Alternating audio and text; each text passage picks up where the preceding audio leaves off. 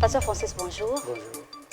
La Bible montre que les premiers chrétiens ont reçu pour la première fois le Saint-Esprit le jour de la Pentecôte, un événement largement commémoré dans les églises.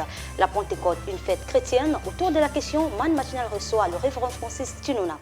Pasteur Francis, combien de jours se sont écoulés après l'ascension de Christ pour ainsi vivre ce grand événement, la Pentecôte? À ce que je sache, il s'est écoulé environ 50 jours. Et d'ailleurs, le mot Pentecôte signifie 50. Et c'est pourquoi d'ailleurs, on parle de Pentecôte, parce qu'il s'agit d'un événement qui a eu lieu 50 jours après. Et même si on se replonge dans l'Ancien Testament, nous allons nous rendre compte que la Pentecôte à l'époque de l'Ancien Testament, c'était d'ailleurs une fête juive à l'époque, lorsqu'elle était célébrée dans Lévitique au chapitre 23, et bien c'était 50 jours après la Pâque. C'est-à-dire qu'on comptait 7 semaines et le lendemain du 49e jour, on avait alors ce qu'on appelait donc la fête des semaines ou fête des Pentecôtes, où on appelait encore les deux pains, et en hébreu, Shavuot. Permettez que nous ouvrions une parenthèse sur l'ascension. Quelle est son importance? Est-ce la même chose que l'enlèvement? Alors, l'ascension du Christ a eu lieu dans le livre des Actes des Apôtres. Et Jésus même lui-même avait dit que si je ne m'en vais pas auprès du Père, vous ne pourrez pas recevoir le Saint-Esprit qui vous a été promis. Donc il était important qu'il reparte pour que le Saint-Esprit revienne. Mais c'est un mystère encore beaucoup plus profond parce que ce mystère inclut la divinité de la personne de Jésus-Christ. C'est-à-dire qu'il fallait que lui, Christ, qui était lui-même Dieu en fait, quitte le stade fils sur lequel il était pendant qu'il était sur la terre et qu'il reparte donc au ciel dans sa condition de Père afin de renvoyer le Saint-Esprit sur la terre parmi ses enfants. C'est pourquoi il dit qu'il vous est avantageux que je m'en aille. Autrement dit, qu'il vous est avantageux que je puisse monter. Encore, on pourrait dire qu'il vous est avantageux que l'ascension ait lieu. Donc c'était cela l'idéal. L'idéal était, ou l'important c'était que l'ascension ait lieu pour que le Saint-Esprit soit renvoyé sur la terre. Si cela n'avait pas eu lieu, le Saint-Esprit n'aurait jamais été renvoyé sur la terre. Est-ce qu'on peut comparer l'ascension à l'enlèvement? Alors, on ne va pas comparer l'ascension à l'enlèvement, mais il faut savoir que l'ascension est un élément déterminant pour que l'enlèvement ait lieu. Okay. Parce que ceux qui vont être enlevés sont les élus de Dieu, les fils de Dieu, les filles de Dieu, l'Église de Christ. Mais ce sont des gens qui sont baptisés du Saint-Esprit. Or, il fallait que cette ascension ait lieu, que l'Esprit soit envoyé, que ces gens donc soient remplis du Saint-Esprit afin d'être des candidats pour l'enlèvement. Mais ces deux événements sont des événements qui sont complètement séparés dans le temps et ce sont des événements qui ont également un rapport propre à eux. C'est-à-dire qu'on ne peut pas confondre l'ascension à l'enlèvement. L'ascension, on parle de Christ qui est monté dans le ciel, alors que l'enlèvement, il s'agira de ce même Christ qui était monté, qui va revenir prendre en fait son Église et l'amener auprès de lui pour habiter avec lui pour toujours, pour l'éternité. Donc voilà la différence qu'il y a avec ces deux événements, mais c'est aussi séparé dans le temps. C'est aussi séparé dans le temps. On ne pourrait pas parler de préfiguration parce que Christ repartait là où il avait toujours été avant qu'il ne vienne sur la terre. Alors qu'avec l'enlèvement, nous aussi, c'est vrai, nous allons repartir auprès du Père, cela est vrai, mais nous avons ici deux événements qui sont séparés déjà dans le temps, la distance dans le temps est énorme, et ensuite nous avons des événements qui vont être différents également dans le sens que dans le premier, c'est Christ qui est monté, mais dans le second, ce n'est pas seulement que l'Église monte, mais c'est Christ qui revient chercher cette Église et la ramener vers lui. Alors, revenons-en à la Pentecôte. Est-ce une fête chrétienne? La Pentecôte est une fête biblique. Maintenant, aujourd'hui dans les églises, on a tout un tralala autour de cette question Pentecôte, tralala auquel je ne souscris pas tellement parce qu'en fait, je ne vois pas dans le Nouveau Testament un passage de la Bible qui nous recommande d'observer une fête quelconque comme la Pentecôte, la Pâque ou n'importe laquelle de ces fêtes. Ou encore l'Ascension. Alors, si on se replonge dans l'Ancien Testament, dans le chapitre 23 du livre de Lévitique, vous allez voir qu'on avait 7 fêtes que les Juifs observaient. Et ces fêtes étaient appelées des fêtes de l'Éternel, des fêtes juives. Ce sont les Juifs qui observaient ces fêtes. Et dans le Nouveau Testament, nous n'avons aucun passage qui demande aux chrétiens d'observer ces fêtes qui, en fait, dès le départ, étaient des fêtes juives. Donc, il y avait par exemple la fête de Pâques, qui était la première fête. Ensuite venait la fête des pains sans levain, qui durait d'ailleurs 7 jours. Et c'était la deuxième fête. Venait ensuite la fête des prémices, qui était la troisième fête, qu'on appelle encore la fête de la gerbe agitée. La quatrième fête, c'est naturellement la fête de Pentecôte, qui arrivait 50 jours après la Pâque. Et vous avez donc la 5e fête qui était la fête des trompettes, la 6e fête, la fête, le jour des expiations, ce que les Hébreux appellent Yom Kippour, et enfin la 7e fête, la fête des tabernacles. Donc ces fêtes, vous voyez bien, chacune d'elles d'ailleurs portait un nom juif, c'était des fêtes juives, des fêtes de l'Éternel, mais que les Juifs observaient en l'honneur de l'Éternel, et chacune des fêtes avait un rapport particulier avec un événement particulier connu par le peuple juif. Le cas de la Pâque, par exemple, la Pâque était une commémoration de la sortie du pays d'Israël. Voyez-vous. Mais la fête, par exemple, de Pentecôte était une commémoration, par exemple, de la loi que Dieu leur avait donnée, le don de la Torah. Et ce faisant, lorsqu'on observait cette fête-là, on agitait 2 pains de part et d'autre devant l'Éternel. Et quand on agitait ces 2 pains-là, eh bien, c'est pourquoi justement cette fête a également pris le nom des 2 pains. On l'appelle Pentecôte ou 2 pains, ou alors fête des semaines. Fête des semaines à cause du fait que ça arrivait justement 7 semaines après la Pâque. Et quand vous prenez une semaine avec 7 jours, 7 fois 7, ça vous fait 49. Le lendemain donc, de ces 7 semaines-là, c'est au lendemain du 49e jour qu'avait donc lieu votre Pâque. Alors, votre Pentecôte plutôt. Vous voyez que c'était des fêtes juives à l'origine, ce n'étaient pas des fêtes chrétiennes. Et dans tout le Nouveau Testament, depuis Matthieu jusqu'à l'Apocalypse, vous ne trouverez aucun passage qui recommande à l'Église chrétienne d'aujourd'hui d'observer ces fêtes. Mais par contre, il y a des fêtes qui ont eu et connu une application spirituelle dans le cadre de l'Église du Nouveau Testament. Je commence par la Pâque. Déjà, il est écrit dans l'Écriture que Christ est notre Pâque et qu'il a été immolé à notre place. Il était l'agneau pascal pour nous. Donc notre Pâque, en fait, c'est Christ. Et moi, je participe à la Pâque lorsque je nais de nouveau, où je suis baptisé du Saint-Esprit. Alors je deviens une Pâque vivante, une Pâque avec 2 pieds, une Pâque qui marche. Mais Pasteur Francis, que dit la Bible? Et c'est pareil, à peu près pareil pour la plupart des fêtes. Alors que dit la Bible de façon précise sur cet événement, donc la Pentecôte? Mais la Bible, elle, n'est pas parlante. Il s'agit d'une fête juive. La Bible parle pour Israël. Nous sommes dans l'Ancien Testament et vous êtes dans Lévitique chapitre 23. Mais par contre, dans le Nouveau Testament, on n'a pas de passage, il n'y a rien qui parle de cela. Mais par contre, l'événement Pentecôte que nous avons connu, qu'on appelle généralement le jour de la Pentecôte, c'est-à-dire dans Actes des Apôtres chapitre 2, c'est un événement qui est tout à fait distinct de la fête de Pentecôte de l'Ancien Testament que les Juifs observaient. Donc ça n'a rien à voir avec ça n'a rien à voir avec cette fête-là. Ça n'a rien à voir. Nous avons simplement ici une Pentecôte qui est descendue sur les chrétiens comme cela avait été promis par Dieu qu'il devait repartir vers le Père et ensuite il renverrait le Saint-Esprit. Et cela est donc arrivé un certain jour et on a appelé cet événement la Pentecôte. Et naturellement, quand vous regardez depuis l'ascension jusqu'à ce que l'événement arrive, il s'est écoulé environ 50 jours. C'est pourquoi justement on parle de 50, c'est-à-dire Pentecôte qui veut naturellement aussi dire 50. Mais on n'a pas un rapport entre cet événement de Actes des Apôtres chapitre 2 et la fête de Pentecôte qui a été observée par les Juifs dans l'Ancien Testament. Mais d'où est venu ce nom Pentecôte, le jour de l'effusion du Saint-Esprit alors? Mais justement, Pentecôte veut dire 50. On a attribué à cette fête-là un nom par rapport à l'événement, c'est-à-dire au nombre. Le nombre de jours a lieu l'événement. Voilà. Quand on regarde dans le temps, quand est-ce que l'événement a eu lieu depuis l'Ascension, c'est pourquoi on a donné à cette fête ce nom-là. Alors, comment devraient se comporter les chrétiens le jour dédié à la célébration de la Pentecôte? Mais je ne vois pas qu'est-ce que je peux leur dire dans la mesure où on n'a aucun passage là-dessus. Les églises qui enseignent qu'il y a une fête de Pentecôte donnée à observer n'ont qu'à produire des passages qui peuvent donc aider les chrétiens à savoir comment observer une fête de Pentecôte. Pasteur Francis en est incapable.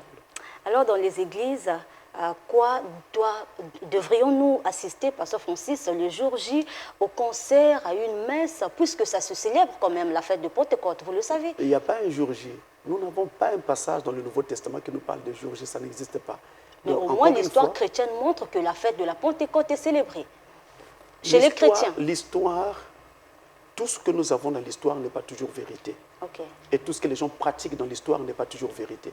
Donc, on a comme ça, aujourd'hui, une confusion, une cacophonie comme ça dans l'histoire, où il y a des événements qui sont observés, qui sont célébrés, qui sont honorés, qui sont commémorés, mais sans pourtant avoir un rapport véritable avec l'écriture elle-même. Donc, il n'y en a pas. Je répète encore, les églises qui incitent les chrétiens à observer une quelconque fête de Pâques ou de Pentecôte ou je ne sais laquelle, à eux de produire les textes sacrés du Nouveau Testament qui vont nous dire donc comment nous devons observer cette fête. Lorsqu'ils apporteront ces textes, Pasteur Francis se soumettra également. Pasteur Francis, aujourd'hui, certaines églises adhèrent à célébrer la fête de la Pentecôte. Même dans les églises du message, on voit les séminaires être organisés autour de cette journée. Alors, que dites-vous de cela? Je n'ai pas encore vu un séminaire être organisé dans une église du message autour de la fête de Pentecôte. Je n'en ai pas encore vu. Ah bon? Peut-être que je ne suis plus sur la terre, mais je n'en ai pas encore vu. Je répète, dans le Nouveau Testament, qui est le livre de prédilection des chrétiens, nous n'avons pas un passage qui demande aux chrétiens d'observer une quelconque fête de Pentecôte. Cette histoire est née dans le passé, dans l'histoire de l'Église. Cet événement-là est né dans l'histoire de l'Église, mais ça n'a pas de rapport avec la Bible. Ce sont donc les organisations religieuses qui ont monté cela de toutes pièces et qui l'ont établi. La Bible n'en parle pas. Il est vrai que nous avons eu dans Actes des Apôtres, chapitre 2, un événement appelé Pentecôte, mais nous n'avons aucun passage qui nous demande de commémorer cet événement. Vous savez, il y a des gens qui aiment les cérémonies, qui aiment les formes, les rituels. Ils y sont attachés. Mais Christ, notre Dieu, n'est ni dans les formes ni dans les rituels. Il est dans une vie réelle. Ce que Dieu veut, c'est une communion véritable avec lui. Donc le véritable baptême du Saint-Esprit et non pas l'observation d'une quelconque fête païenne qui se font ça et là et de façon tout à fait désordonnée et contraire à l'Écriture.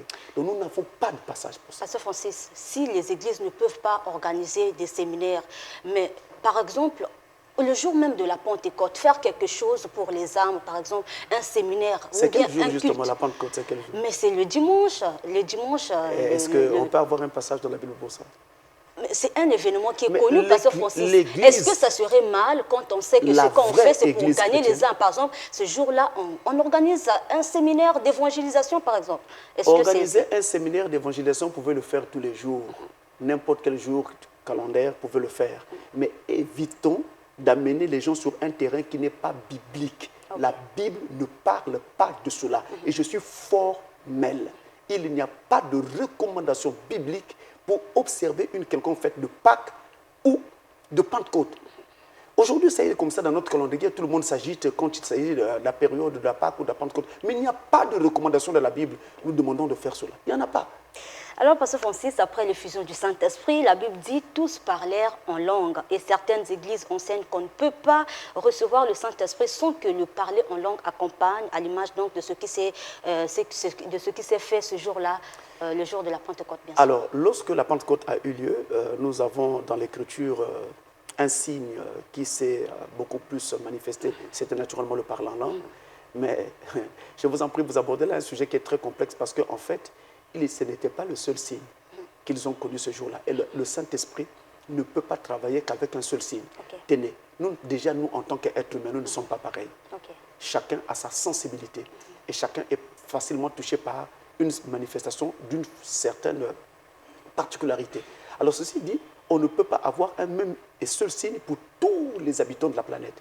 Donc, quand Dieu traite avec un individu, il traitera avec cet individu avec les capacités déjà qu'il a données à cet individu, avec les ouvertures d'esprit qu'il a données à cet individu, avec la nature de cet individu.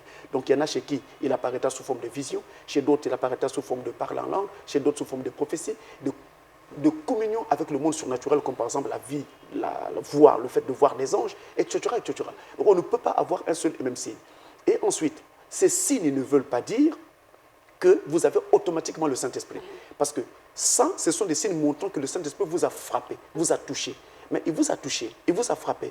L'être humain est tripartite, il est formé de trois parties. Vous avez le corps de chair, vous avez l'esprit humain et vous avez l'âme de la personne. 1 Thessaloniciens chapitre 5, le verset 23. Alors, quand le Saint-Esprit vient vous toucher, il touche quelle partie de votre être? S'il touche votre chair, c'est normal que vous sentiez des sensations. Parce que les sensations, le toucher, c'est dans la chair. S'il touche votre esprit, c'est normal que vous ayez des visions, que vous parliez en langue et autres. Parce que tout ce qui est don et manifestation de l'esprit, c'est le domaine de l'esprit humain. Mais s'il touche votre âme, c'est là la chose la vraie. C'est là la chose véritable. Et c'est là la chose qui sauve. Et c'est cela la véritable Pentecôte. Et pourtant, le Saint-Esprit, ce jour-là, avait touché la chair de tous les disciples qui étaient dans Non, le problème ici, c'est que quand il touche votre chair, il faut qu'il traverse. Il doit aller au-delà de la chair et aller donc dans les compartiments intérieurs, l'esprit et l'âme. Lorsque cela est fait, alors vous arrivez donc à une véritable Pentecôte, ce qu'on appelle donc une nouvelle naissance véritable, un véritable baptême du Saint-Esprit. Alors, n'allons pas jusqu'à dire que l'évidence du Saint-Esprit, c'est le parler en langue. C'est une fausseté totale, c'est de l'absurdité. Allez chez un féticheur, pour ceux qui, avant de se convertir, ont eu à consulter des féticheurs dans le passé, ils vous diront que les féticheurs aussi parlent en langue. Ils peuvent déposer un crayon ou un stylo sur la table, le stylo va se relever seul et écrire dans une langue inconnue. On peut ressentir quelque chose lorsque le Saint-Esprit tombe sur vous. Mais tout à fait naturellement. On ressentira quelque chose quand le Saint-Esprit tombera sur vous, mais on ne peut pas assigner cela à un seul et unique signe qui est devenu un signe universel reconnu par tout le monde. C'est une fausseté. Ok. Le parler en langue, est-ce une promesse, Pasteur Francis? Le parler en langue n'est pas une promesse, c'est un don de l'esprit. Et donc ça peut se manifester chez une personne qui en a le don. Nous sommes dans 1 Corinthiens chapitre 12, mais ça peut aussi se manifester chez une personne qui n'en a pas le don, mais Dieu a simplement voulu l'utiliser à cette occasion-là pour une particularité, parce qu'il n'y avait personne d'autre disponible. Alors Dieu parle par cet individu. C'est comme par exemple, il a parlé au travers de l'âne de Balaam. L'âne de Balaam a parlé une langue qu'elle n'avait jamais parlé. Les ânes ne parlent pas. Mais ce jour-là, un animal a Joël? parlé. La promesse de Joël parle justement de l'effusion du Saint-Esprit, c'est-à-dire le baptême du Saint-Esprit qui venait. Donc Joël était en train d'annoncer le jour de la Pentecôte. Ok. C'est de ça que Joël parle. Nous sommes dans Joël chapitre 2, versets 28 à 29. Ça ne constitue pas une promesse en soi, disons que voilà Ça la ne promesse. constitue pas une promesse en soi autour du parler en langue, mais ça constitue une promesse autour de la venue du Saint-Esprit. Et ce qui s'est fait le jour de la Pentecôte, donc Actes des Apôtres chapitre 2. Dans plusieurs églises, Pasteur Francis, les églises dites chrétiennes, du pasteur à la dernière brebis, tous parlent en langue. Et on ne peut pas dire une prière sans qu'intervienne donc le parler en langue. Pareil pour les chantres, etc. Que pouvez-vous dire de cela, pasteur? Et je les en félicite. C'est tout? C'est tout ce que je peux dire. Une dernière question, comment peut-on recevoir le Saint-Esprit dans l'âme? Alors, je vais prendre juste un ou deux passages. Vous avez d'abord plutôt Jean chapitre 1. Il est écrit, au commencement était la parole était avec Dieu et la parole était Dieu. En elle était la vie et la vie était la lumière des hommes. J'ai pris Jean chapitre 1, verset 1 à 4. En elle était la vie et la vie était la lumière des hommes. Cette vie, justement, c'est le Saint-Esprit. Où la trouve-t-on? Dans la parole. Regardez, si je parle, je prononce des mots, mais derrière mes mots, il y a une pensée. Donc je pense à quelque chose, ensuite je exprime ma pensée au travers de mes paroles. Donc la pensée est la vie de mes paroles. Et la pensée est dans la parole. Alors le Saint-Esprit est aussi la vie de la parole. Il se trouve dans la parole. Si je reçois la parole de Dieu dans mon cœur, de tout mon cœur et en totalité, je recevrai alors le droit de recevoir le signe, c'est-à-dire le Saint-Esprit. Acte 5, verset 32. Avez-vous un dernier mot sur la Pentecôte, Pasteur Francis? La Pentecôte, la vraie, c'est le baptême du Saint-Esprit dans l'âme. Et nous n'avons pas besoin d'en faire des fêtes, des rituels ou des cérémonies à l'emporte-pièce ça et là. Nous avons simplement besoin de rechercher ce contact permanent et perpétuel avec Dieu dans nos âmes, et cela sera tout. Et nous serons nous-mêmes une Pentecôte qui marchera tous les jours de la vie. Pasteur Francis, merci. C'est moi.